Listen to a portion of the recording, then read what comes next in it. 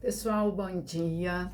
Hoje eu quero falar um pouquinho com vocês sobre a ambivalência que ocorre em todo ser humano e possíveis desdobramentos na clínica de casal. No entanto, eu quero focar na origem da ambivalência e falar sobre alguns desdobramentos na clínica de casal, ok?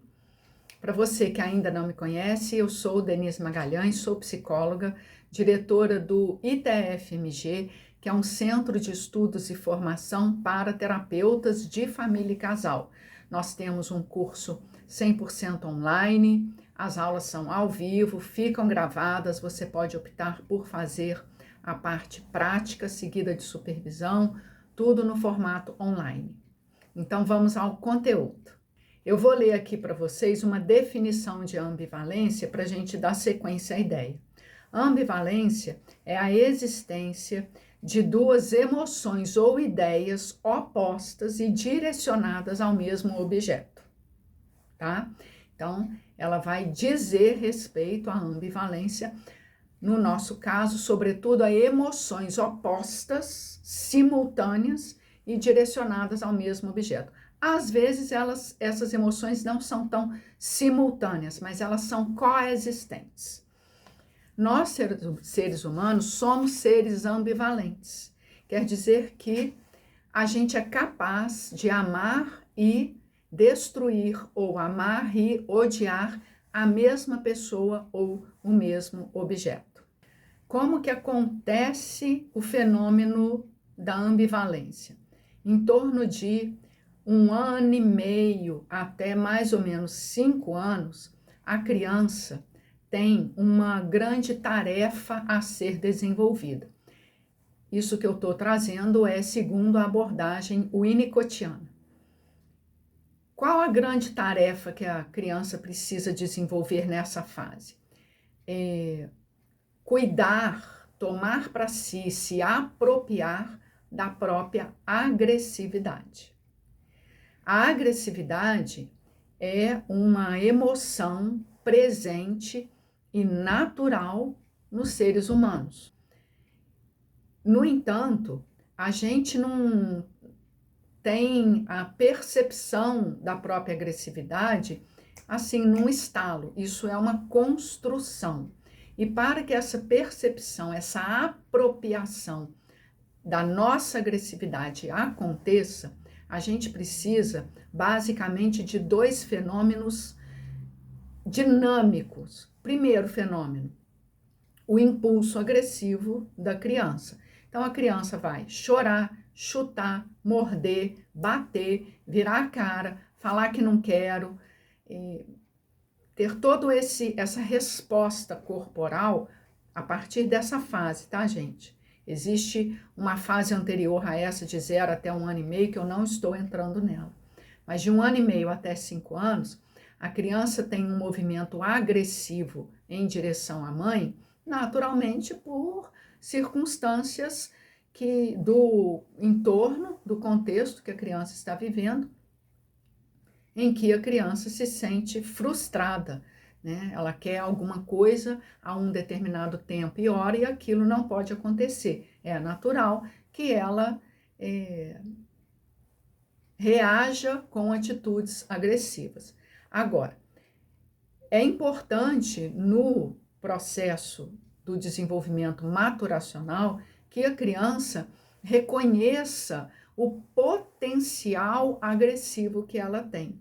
Então, para que esse reconhecimento aconteça, primeiro ela precisa ter esse impulso, que é natural. Segundo, e simultâneo a isso, a criança precisa de um ambiente em torno, que frequentemente é a mãe ou o cuidador essencial, que vai acolher aquele movimento agressivo, vai fazer oposição, vai falar, ai, doeu, ou calma, não precisa bater na colher se você não quer comer, né?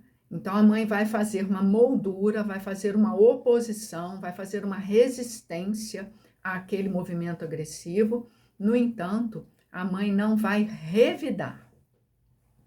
didaticamente falando, essas são as principais questões ou os principais elementos que a gente encontra para que a criança consiga se apropriar da própria agressividade. Ela precisa encontrar um entorno que vai se opor ao movimento dela. Se opor não é dizer não faça isso ou pare com isso. Se opor é marcar presença frente ao movimento agressivo. Marcar presença, fazer oposição é, dependendo do movimento, né? A mãe vai falar: olha, calma, mamãe tá aqui, o que você quer? Tá, a comida tá demais, tá muito quente, já tá satisfeita, o que você precisa agora? Não precisa sair chutando, não precisa bater na mamãe. Então, isso é fazer uma oposição, marcar um limite frente ao movimento agressivo. Agora, diferente dessa marcação de limite, é a mãe, por exemplo, se vitimizar, que seria a mãe dizer: ai, mamãe não gosta mais de você. Nossa, bateu na mamãe, que feio. Bateu na mamãe. Mamãe agora não vai mais cuidar de você. Então, é um movimento, esse segundo, da mãe em relação à criança, aonde que ela retira o afeto, retira a presença, culpabiliza a criança quando a criança faz o movimento agressivo em direção a ela. Nesse segundo caso, a criança vai ter uma resposta. Se a mãe tiver essa forma de reagir frequentemente, naturalmente isso vai gerar uma resposta da criança. Se a mãe tiver a primeira forma de agir, que é fazer o movimento de oposição sem revidar, né, a agressão que a criança faz, a criança vai ter outro desenvolvimento, outra resposta frente à própria agressão. Essa resposta é importante para a gente, é importante para a clínica do adulto, porque nesse primeiro momento, entre 1 ano e meio e mais ou menos 5 anos, que nós vamos tomar aqui no nosso vídeo a resposta da mãe mais favorável à apropriação da criança de sua própria agressão, tá? Quando a mãe tem essa resposta mais favorável, a criança, várias vezes, ela vai fazer esse movimento de agredir a mãe. No entanto, ela vai começar a reconhecer que entre a ação destrutiva direcionada ao outro, ao mundo externo, que representado pela mãe, ali naquele momento, entre essa ação destrutiva e a destruição em si, a criança vai começar a compreender que existe uma diferença. E é importante para nós seres humanos, inclusive para o adulto, reconhecer que há uma diferença entre eu querer matar o outro e matar de fato. E essa posição do adulto, ela não está dissociada do processo desenvolvimental daquele adulto, da forma como aquele adulto foi criança, como ele se desenvolveu. Então, na melhor das hipóteses, no desenvolvimento infantil, a criança tem uma mãe que, ao se opor ao seu movimento agressivo, a criança começa a identificar frequentemente, lentamente, o que é fato, que é a mãe estar presente e poder dizer vai com calma, ou aqui você não pode fazer isso, você está indo demais, e a criança identifica esse mundo externo, né, que se opõe ao movimento dela, do mundo interno, que é o seu possível potencial destrutivo. Em outras palavras, a criança começa a fazer a diferenciação entre fato e fantasia. Fantasia é o que ela imagina que pode destruir, porque ela começa a reconhecer o seu impulso agressivo. fato é aquilo que ela realmente destrói. A criança, naquele momento, começa a identificar a separação entre mundo interno e mundo externo. Quando, na melhor das hipóteses, nós temos um ambiente que consegue circunscrever as ações destrutivas da criança, fazendo limite e oposição sem revidar. Neste caso, há uma tendência da criança conseguir se apropriar, reconhecer eu, outro. O que eu imagino que vou destruir e o que eu destruo realmente. Vejam, a criança é um ser de 1 ano e meio até 5 anos, ainda muito frágil, né? Organicamente falando, e não está apta a destruir um adulto, né? Mas, para que ela reconheça a força do seu impulso agressivo, ela precisa do ambiente em torno fazendo essa marcação. Quando isso se desenvolve de uma forma favorável, nós teremos adultos numa clínica de casal com melhor discernimento, melhor diferenciação entre eu odeio o meu parceiro, eu simplesmente odeio quando ele faz assim ou assado. A vontade que eu tenho é de me separar, ou de acabar com tudo, ou de matar. Isso é o nosso potencial agressivo, o nosso potencial destrutivo. Como adultos, a gente está mais apto à ação direcionada ao outro com muita violência, inclusive. A gente está apto, inclusive, a matar o outro. Agora, essa passagem ao ato, frequentemente, no adulto saudável, ela não acontece. Por quê? Por causa desse mundo interno diferenciado, reconhecido enquanto potencial, enquanto realidade subjetiva, e mundo externo enquanto outro, enquanto alteridade com a qual eu convivo. Que seja o meu parceiro, que seja meu familiar, meu pai, minha mãe, meu irmão, meu chefe, meu colega de trabalho, um transeunte qualquer da rua. Qualquer outro é uma alteridade. Frente à qual essa alteridade, nós podemos, num momento insano, querer destruir. Porque nós temos esse potencial agressivo.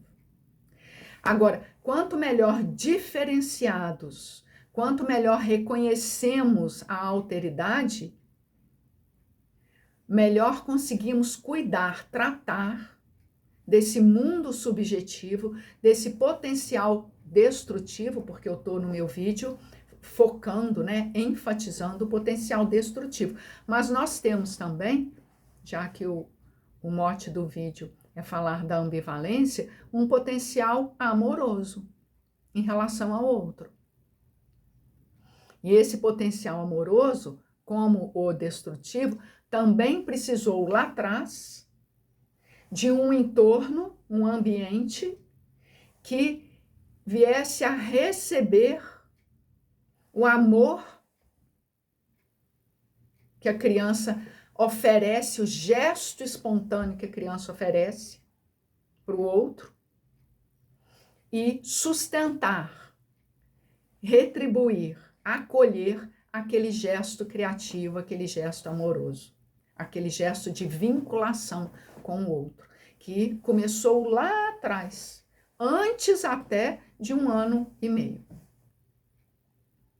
Então, tanto o potencial amoroso quanto o potencial destrutivo, ou o impulso amoroso e o impulso destrutivo, eles têm seu engendramento, né? Eles têm sua organização na primeira infância da criança.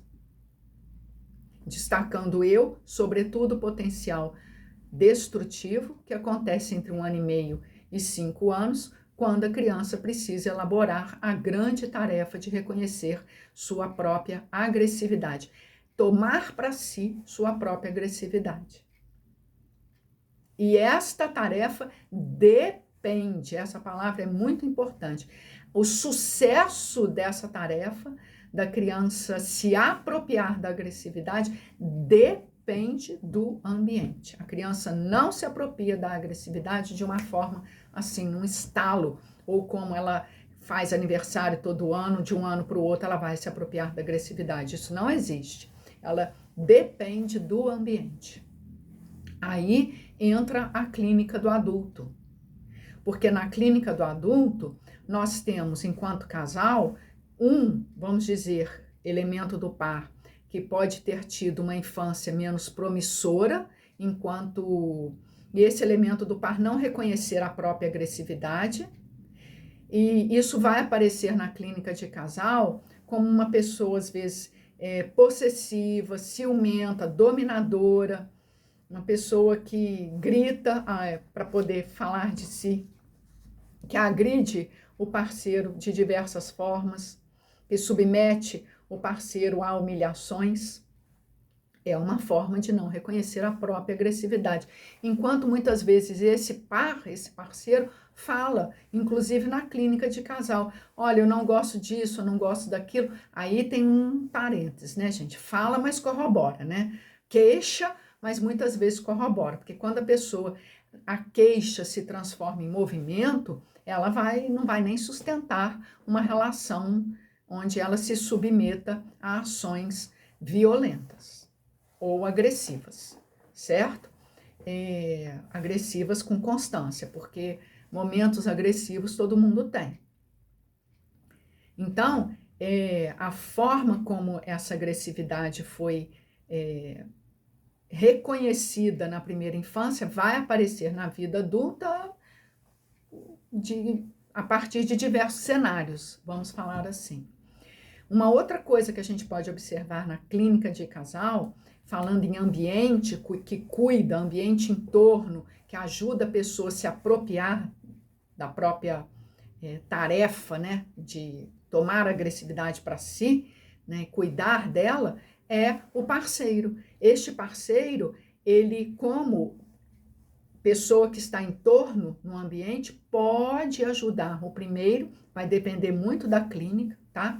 Ele pode ajudar o primeiro a tomar para si suas ações agressivas, como a mãe ajudou num primeiro momento, ou como muitas vezes essa é uma tarefa nossa enquanto profissionais, ajudar o nosso cliente a se apropriar, reconhecer, tomar para si, cuidar da própria agressividade. É claro que é uma grande tarefa, é claro que aqui eu estou trazendo apenas um recorte, e é claro também que não dá para dissecar aqui todos os pormenores dessa tarefa de tomar para si a própria agressividade. Agora, o não tomar para si produz muitas vezes na vida adulta pessoas não pacíficas, mas passivas, né? Pessoas que veem a injustiça em torno ou se deixam injustiçar. Entram em relações e ficam, inclusive, submissas, como eu falei um pouquinho antes nesse vídeo. Por quê? Porque também não tomou sua própria agressividade para si, não se apropriou dela. Então, é fundamental a gente se apropriar da própria agressividade. E a gente vai encontrar essas distorções lá na clínica do adulto. Para finalizar, foi um pouquinho o que eu trouxe para vocês, associei um pouquinho o aporte da psicanálise winnicottiana, associei a aportes da abordagem sistêmica, tentando aproximar um pouco essas situações, esses cenários diversos que a gente encontra na clínica do adulto, muitas vezes cenários difíceis, né, da gente tratar, e fazendo uma ponte com o desenvolvimento maturacional do sujeito. O tratamento disso na clínica do adulto, eu dei uma pequena pincelada, mas é um longo trabalho que a gente desenvolve, inclusive a gente desenvolve com mais detalhes no nosso curso de formação. Deixa aí seu comentário, sua dúvida, sua interrogação, para a gente continuar fazendo reflexões.